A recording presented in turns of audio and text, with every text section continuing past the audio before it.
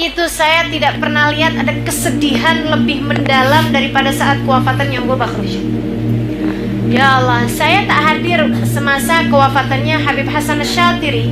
Saya kira lebih teruk lagi, lebih parah lagi, maksudnya lebih besar lagi kesedihan hati orang-orang. Akan tetapi semasa kewafatan Abu Bakar Khadijah tuh semua orang bersedih hati.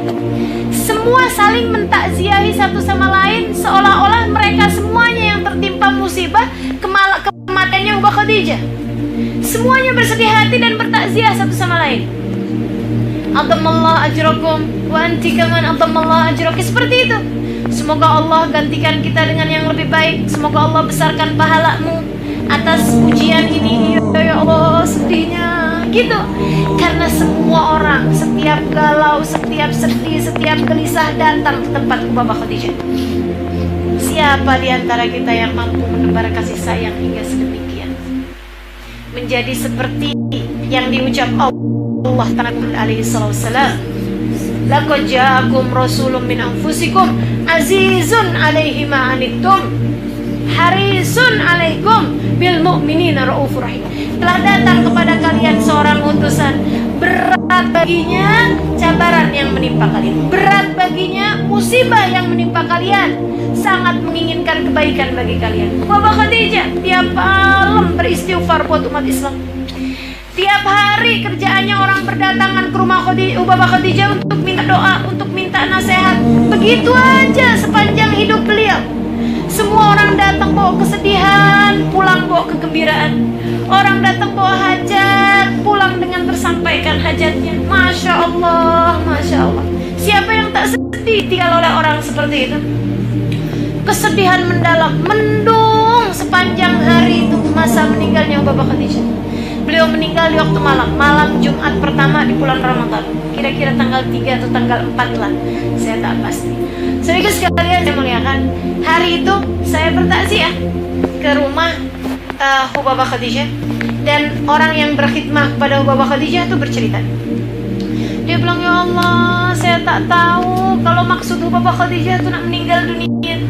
Dia bilang, semalam nih Abu Bakar Khadijah bilang sama saya, semasa kami sedang sholat maghrib berjamaah, Abu Bakar Khadijah bilang sama saya, dan ini saudara sekalian, satu hal juga dari warga Tarim nih ya, dari para hubabah ini, orang-orang yang saya sebutkan ceritanya di sini, bibir mereka tak pernah berhenti tersenyum.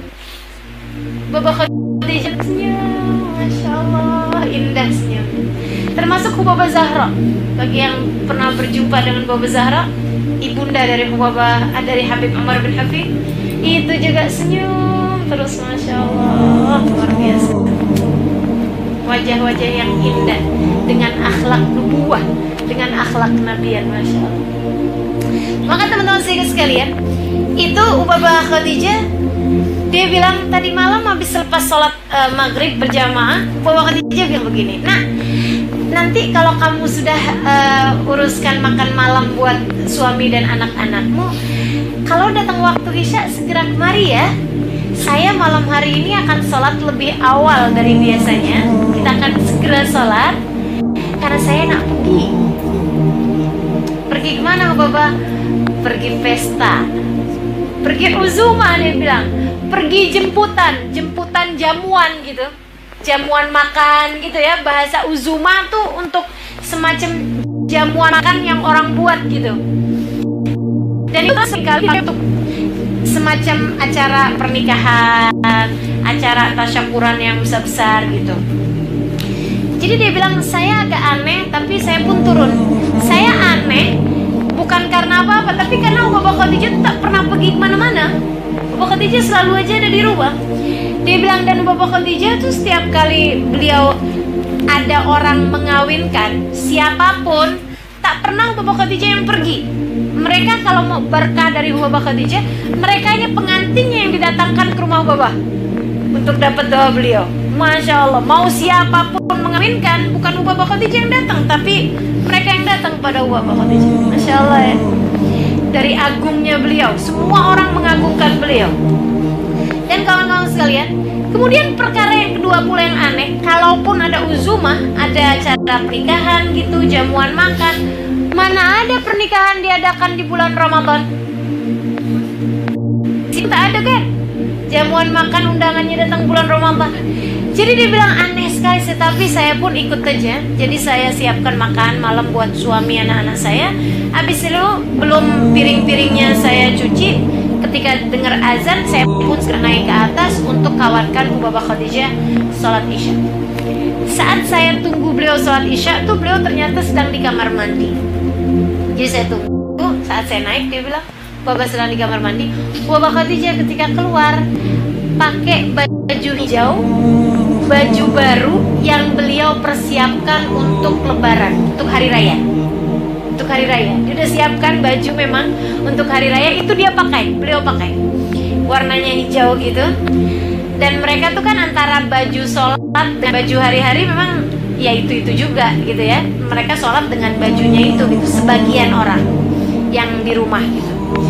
Jadi saya bilang ini Baba sepertinya mau benar-benar akan pergi nih pakai baju yang beliau siapkan, baju baru gitu. Saya bilang wangi pula, Baba terlihat habis mandi pakai wangian gitu. Saya bilang wah ini Baba betul-betul nih akan pergi nih, akan pergi uzumah gitu, akan pergi jemputan makan. Dia bilang habis itu saya mau tanya gitu, Baba mau pergi kemana sih? Babanya akan sholat 2 rakaat, sholat sunnah wudu. Memang sebaiknya kan belum bicara apa. Sholat 2 rakaat, lepas sholat tanya lagi, Baba nih betul Baba pergi kemana Baba gitu. Terus tahu Baba, ya takhin sholli, mari kita sholat, nanti saya bagi tahu belakangan. Gitu.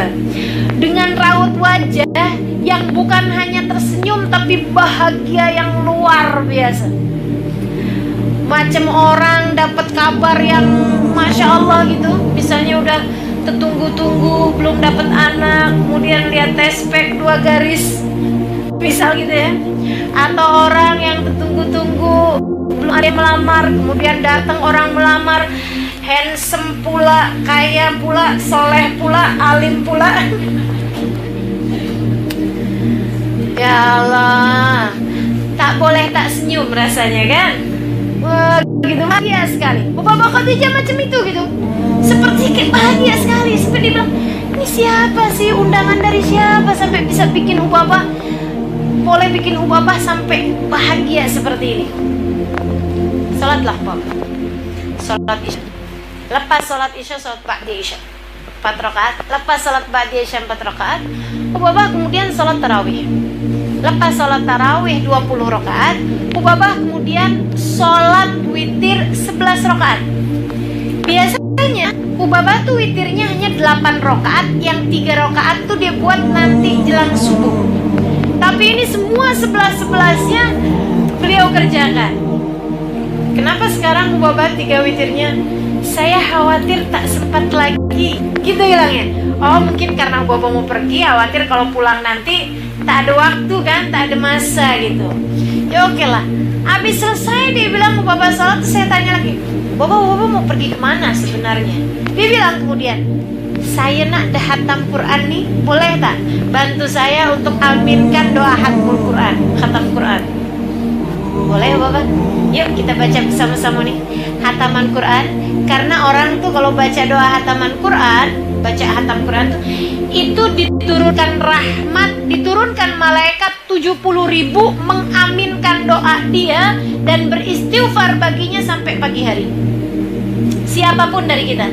Makanya saudara sekalian, kalau kita nak baca doa hatam Quran tuh, kita nak hatamkan Quran, kemudian baca doanya tuh, usahakan awal pagi atau awal malam. Maksudnya lepas maghrib atau lepas subuh, agar istighfarnya malaikat yang 70.000 tuh kita dapatnya lama. Sebab siapa yang membacanya di pagi hari atau di siang hari, dia akan diistighfari oleh 70.000 malaikat sampai maghrib. Siapa yang membacanya di waktu malam, dia akan diistighfari oleh 70.000 malaikat sampai dengan subuh.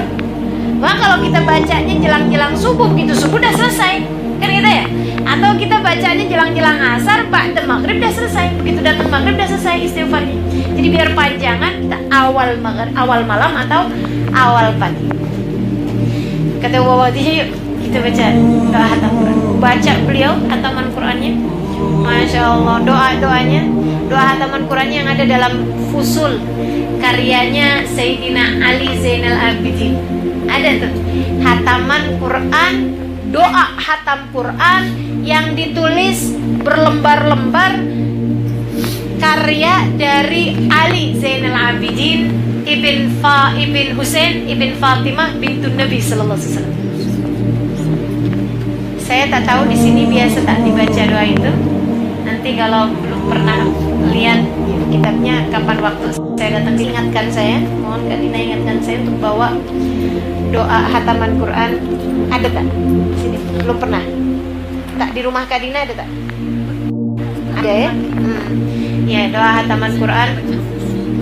Iya, namanya Fusul memang. Iya, Fusul karena berfasal-fasal gitu. Doa hataman Quran dari Sayyidina Ali Zainal Abidin. Kalau ada maknanya, ya Allah, indah sekali doanya. Jadi sekalian, habis lepas itu Sadaqallahul Azim, semua doanya dibaca. Beliau kemudian cium Qurannya, diletak di tempat yang semestinya.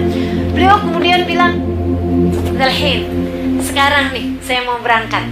Katanya khatimahnya Ubabah tuh, perempuan yang khidmah dengan Ubabah, dia bilang, "Saya longok-longok keluar, saya tengok-tengok keluar gitu. Saya mau lihat kereta atau apa jemputan di luar gitu, tak ada apa-apa." Ubabah malah menuju ke arah kamar. Saya pun ikuti Ubabah. Ubabah malah baring di atas tempat tidur. Saya pun kemudian bilang gitu, "Ubabah, kemana Ubabah mau pergi?" "Iya, sekarang." Dia tanya, katanya Ubabah mau pergi. Ubabah bilang, "Iya, sekarang saya mau berangkat." "Ubabah, sebenarnya siapa jemput Ubabah?" Dia bilang, Allah dah jemput saya, nak. Dengan rasa bahagia luapan yang tidak terkira. Allah dah jemput saya, nak. Alhamdulillah. Dia bilang begitu dia sebut Allah sudah jemput saya, fahamlah saya masa itu bahwa yang Ubabah maksudkan adalah Ubabah nak berangkat meninggal dunia. Saya segera pegang tangannya sambil saya bilang, "Jangan Ubabah, jangan pergi Ubabah, jangan pergi, jangan tinggalkan saya." Ubabahnya kemudian bilang, "Ya Allah, nak, andai kamu tahu betapa sudah lama saya menginginkan ini. Kamu harus tahu betapa saya sangat rindu kepadanya. Ada Allah, pada Rasulnya. Biarkan saya pergi, saya sudah sangat merindukan."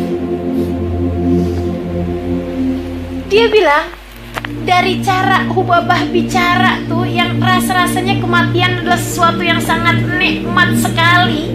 Entah apa yang sudah Allah perlihatkan padanya, membuat beliau sampai merasa sedemikian nikmatnya terhadap kematian, begitu ya. Perjumpaan dengan Allah Subhanahu wa taala tuh. Sampai ketika dia bilang, saya pun kemudian pertanyaan saya ganti. "Kalau gitu saya nak ikut Ubabah. Bawa saya bersamamu, saya nak ikut dengan Ubabah." Ubabah Khadijah kemudian bilang, "Likullin nas lahu awal." Setiap masing-masing dari kita ada waktunya tersendiri. Sekarang sudah datang waktu saya, belum lagi datang waktu kamu. Sampaikan salam saya kepada semua orang yang nanti bertanya tentang saya. Saya minta maaf kepada mereka jika saya ada salah dengan mereka, dan sampaikan kepada mereka jika mereka ada salah sama saya sudah memaafkan mereka semua. Saya sudah memaafkan mereka semua, dan saya sudah minta kepada Allah agar memaafkan mereka semuanya. Beliau kemudian melihat ke arah langit, senyum lebar luar biasa, kemudian berkata, "Asyhadu an la ilaha illallah wa asyhadu anna Muhammadar Rasulullah." Kemudian meninggal dunia. Saya masa dengar cerita ini, saya langsung angkat tangan. Ya Allah, terlalu tinggi rasanya doa ini, namun Kau adalah Zat yang Maha Memberi. Meski saya merasa doa ini tinggi bagi saya, tapi saya tetap akan memintanya. Ya Allah, tepat seperti kematian Ubabah Khadijah, itulah yang saya inginkan untuk menjadi kematian saya. Kan begitu? Ya Allah, saya ingin mati dalam keadaan merinduimu, mencintaimu, sehingga kematian tersebut menjadi pesta agung bagiku, sehingga kematian tersebut menjadi sesuatu yang sangat aku inginkan dalam hidupku, sehingga aku dapat berjumpa denganmu ya Allah, sedangkan Engkau ridha kepadaku, sedangkan Kau bisikkan di telingaku, ya ayyatuhan nafsul mutmainnah, irji'i ila rabbiki radiyatan mardiyah, fadkhuli fi ibadi wadkhuli jannati. Wahai pemilik jiwa yang tenang, kembalilah engkau kepada Tuhanmu. Engkau ridha dan Allah ridha padamu.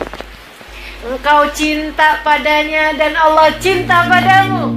Fadkhuli fi ibadi, masuklah ke dalam golongan hambaku.